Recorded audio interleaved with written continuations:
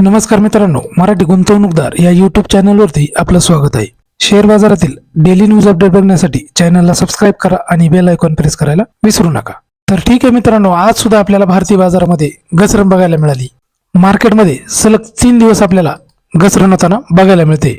भारतीय बाजारामध्ये परत एकदा बेअर गँग ऍक्टिव्ह झाल्याचं आपल्याला पाहायला मिळते आणि म्हणूनच त्यामागची कारणं आपण या व्हिडिओच्या माध्यमातून समजून घेणार आहोत. परंतु त्यापूर्वी आपण इंडेक्सवरती नजर टाकणार आहोत. निफ्टी 50 मध्ये आज 81 पॉईंटची घसरण आपल्याला दिसून आली. त्यानंतर बँक निफ्टीमध्ये 261 पॉईंटची घसरण आपल्याला आज पाहायला मिळाली आणि सेन्सेक्समध्ये 275 पॉईंटची घसरण आपल्याला आज दिसून आली. म्हणजे एकंदरीत ओव्हरऑल मार्केट आपल्याला बेरीज बघायला मिळालं. आपल्याला भारतीय शेअर बाजार कंटिन्यू 3 दिवस झाले दबावामध्ये बघायला मिळतोय आणि त्यामागचं कारण म्हणजे अनसर्टेनिटी. कसली? तर फेडच्या रेट कटची.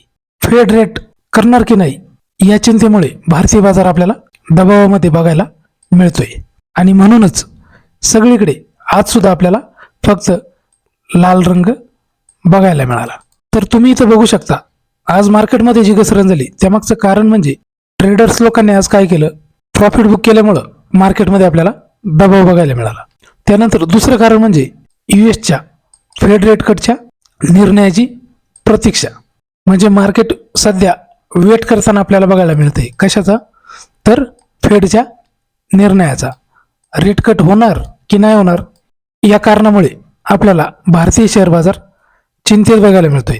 तर तुम्ही इथं बघू शकता, गेल्या 3 ट्रेडिंग सत्रामध्ये सेन्सेक्स आणि निफ्टी साधारणतः 1.6% घसरलेले आपल्याला बघायला मिळाले आणि या घसरणीमागील कारणं सुद्धा आपल्याला या ठिकाणी बघायला मिळत आहेत. परदेशी गुंतवणूकदार सतत पैसे काढताना आपल्याला पाहायला मिळत आहेत. त्यामुळे काय होतंय, मार्केटवरती एक प्रकारचा प्रेशर आपल्याला दिसून येतोय.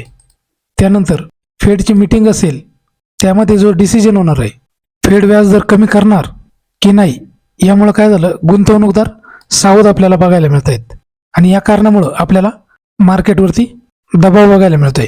त्यानंतर US ट्रेड डील वरची अनसर्टिनिटी, म्हणजे अमेरिका आणि इतर देशांमध्ये ट्रेड डील बद्दल अनिश्चितता अजून वाढली आहे आणि या सगळ्या कारणांमुळे आपल्याला भारतीय शेअर बाजारावरती दबाव बघायला मिळतोय. त्यानंतर FIDI ऍक्टिव्हिटी जर आपण बघितली तर आज डोमेस्टिक इन्व्हेस्टरने 3,752 करोडचे शेअर्स खरेदी केले आहेत आणि फॉरेन इन्व्हेस्टरने 1,651 करोडचे शेअर्स विकले आहेत. म्हणून आपल्याला भारतीय शेअर बाजार दबावामध्ये बघायला मिळतोय. त्यानंतर सेक्टर वाईज जर आपण बघितलं तर निफ्टी ऑटोमध्ये 0.15% घसरण आपल्याला पाहायला मिळाली. त्यानंतर फायनान्शियल सर्व्हिसेसमध्ये 0.54% घसरण झाली. FMCG सेक्टरमध्ये आपल्याला फ्लॅटिश बघायला मिळालं. त्यानंतर IT सेक्टरमध्ये 0.89% घसरण झाली. मीडिया सेक्टर आज पॉझिटिव्ह बघायला मिळालं, जवळजवळ 0.5% वाढ आपल्याला पाहायला मिळाली. त्यानंतर मेटल सेक्टरमध्ये सुद्धा 0.46% वाढ झाली. फार्मा सेक्टर आपल्याला फ्लॅटिश अप बघायला मिळालं. त्यानंतर PSU बँकांमध्ये सुद्धा 0.70% घसरण झाली.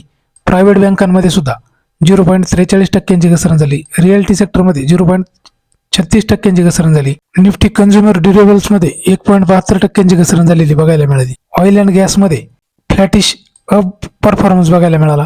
त्यानंतर निफ्टी मिड स्मॉल हेल्थकेअरमध्ये 0.35% घसरण झाली. निफ्टी फायनान्शियल सर्व्हिसेस एक्स बँकमध्ये 0.84% घसरण आपल्याला आज पाहायला मिळाली.